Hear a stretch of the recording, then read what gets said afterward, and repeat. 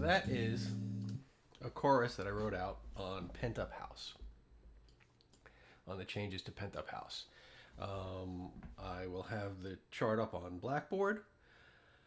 I was going to do tab for the fingerings, but honestly, I hate tab. This is the 5th fret, this is the 12th fret. I do not know the numbers in between, and it takes me too long. This is D, this is C. That's all I can think of. I'm sorry, I can't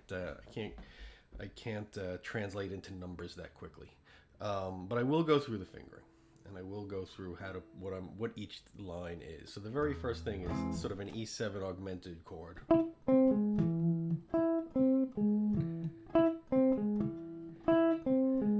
And then A minor 7. So the line for the A minor 7 is up in A minor, like from the 1 to the 5 to the 7. And again, it's a 2-5. This tune is a 2-5 to G, the 6 back to the 2-5 to G, then a 2-5 is if it were going to C, a 2-5 is if we're going to B flat, but it never goes to either of those, and then a 2-5 back to G. So the line on the A minor, the 2 chord, it's 1 scale up to the 5.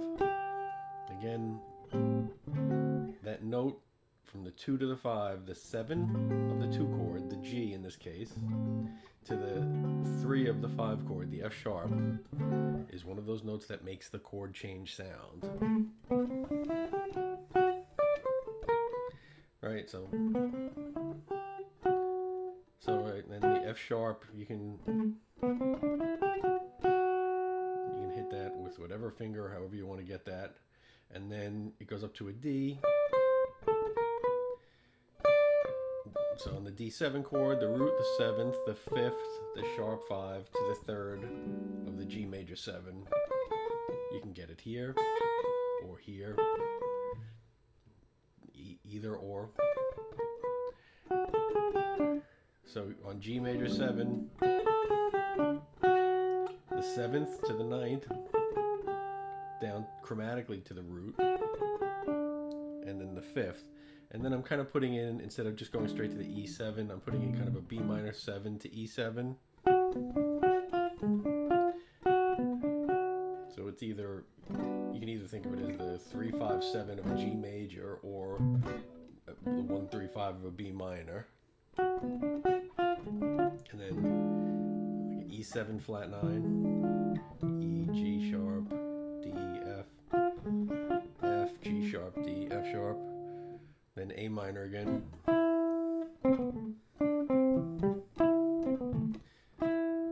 The 5, the 3 down to the 1 with a triplet. This is a honeysuckle rose.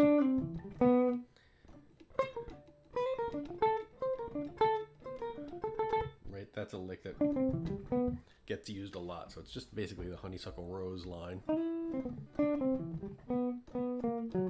So on the D7, I start on the 13th to the flat 13. Then it's the 3, the sharp 9 to the flat 9. So kind of a D altered thing. Then a G major 7. Starts on the 5, and then a little half step to the 3.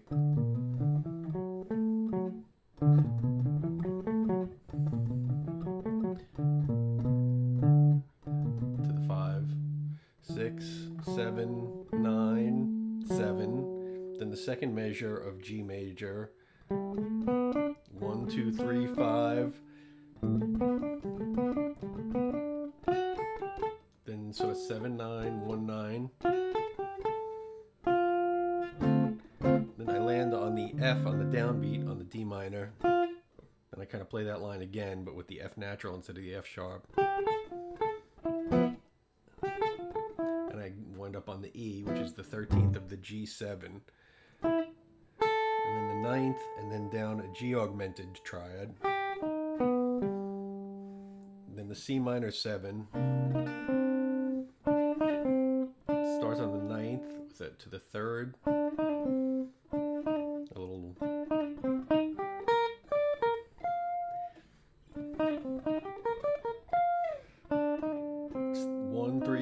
5, 7, 9, 7, 11, or the 1 of the F.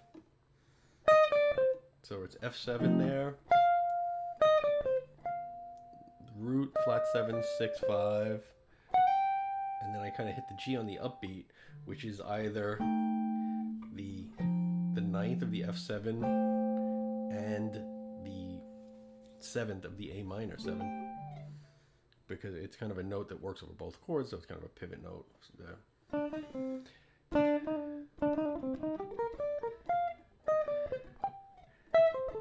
And then down just an A minor triad.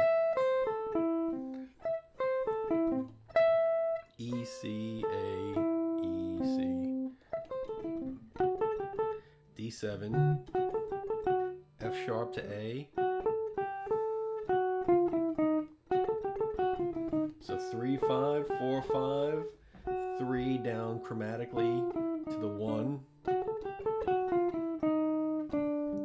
And it's the 1 of D is the 5 of G. And then there's a lot of chromatic lines in this. This is a little different than the other ones. A lot of things like that. And then on the G major,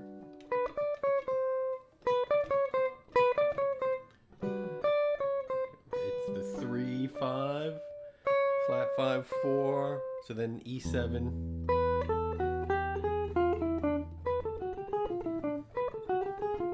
So on the E7, starting on the B, 5, 4, 9, sharp 9, 3, flat 9, tonic 7.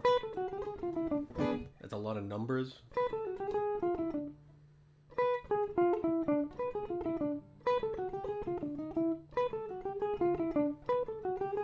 It's an E7 lick. The 5th, 3rd, flat 9, root 7.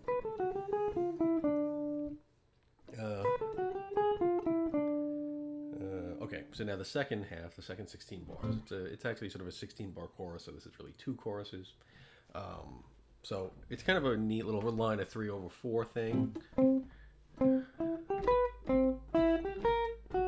So the phrase actually starts again on beat 4, but it's just an A minor 9 triad from the 3rd, 5, 7, 9.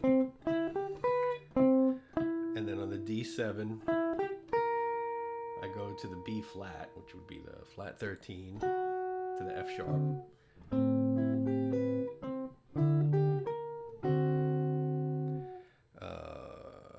Then kind of do the same rhythmic thing over the G major 7.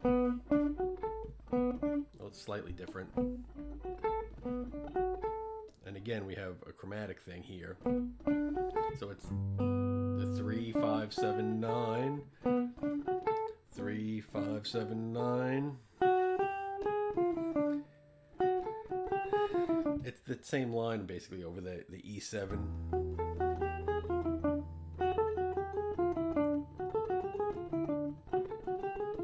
You can either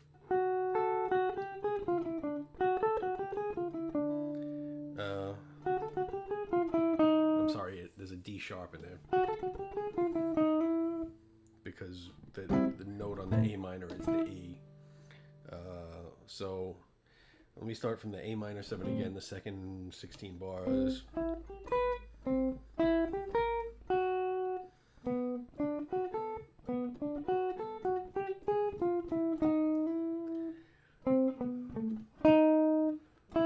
So it's 5, 3, 2, 1 on the A minor, then over the D7, the E flat, the flat 9. So it would be the 7, 6, 5 over the D7. But it's that same, that line, you just rhythmically a little different the 2 times, and instead of starting on the E, you start on the E flat.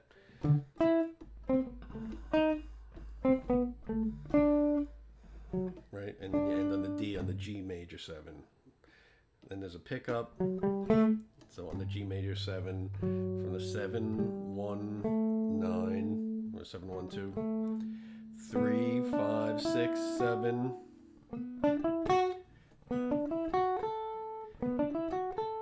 once you get to the A, this is all over G major 7. It's down chromatic. And you land on the F on the downbeat for the D minor chord. So 1, 2, 3. So on the D minor, the F, you can get it there, or you can get it, if you prefer, however, whichever spot you like. Then it's a D minor 7 to G7.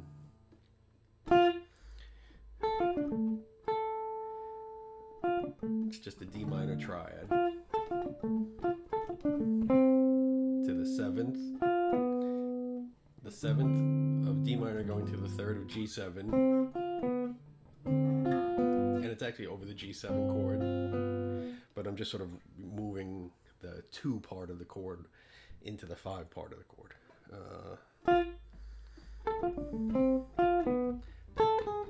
And then down chromatic from the what would be the 9th of the G to the flat 9 to the 5 of the C minor. And instead of the triplet figure, it's just 1, 2, 3, and 4, and it's just a C minor triad again, and then sequencing.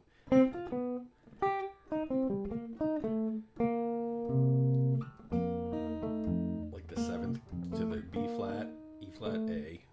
The sequencing over the C minor to F7. Then again, I'm hitting that G, which is the 9th of the F and the 7th of the A.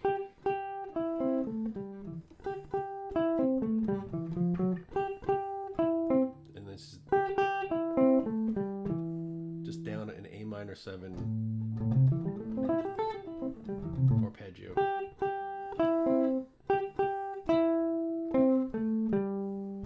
Then chromatic to the F sharp on the D7. F sharp, A, C, A. So it's the 3, 5, 7, 3 of D7. And that's a turn that you'll find in a million bebop solos. The flat 9, sharp 9, flat 9, root to the 7. And I just end on the G, the B on the G major 7. All right, so once again.